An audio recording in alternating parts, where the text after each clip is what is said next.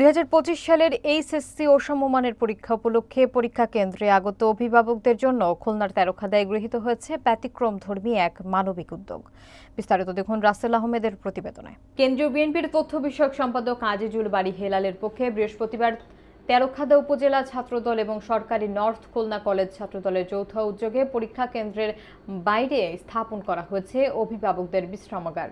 প্রচণ্ড গরম, দীর্ঘ সময় ধরে অপেক্ষা এবং মানসিক উদ্বেগের মধ্যে থাকা অভিভাবকদের জন্য এই বিশ্রামাগারে রয়েছে বিনামূল্যে বিশুদ্ধ পানি, প্রাথমিক চিকিৎসা এবং সাময়িক বিশ্রামের ব্যবস্থা।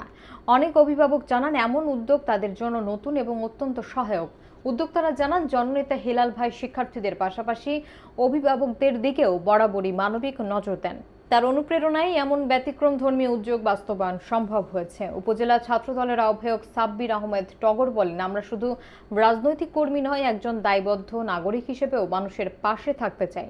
এমন উদ্যোগ শিক্ষার্থী অভিভাবকদের মাঝে ইতিবাচক প্রভাব ফেলেছে এবং স্থানীয়ভাবে প্রশংসিত হচ্ছে।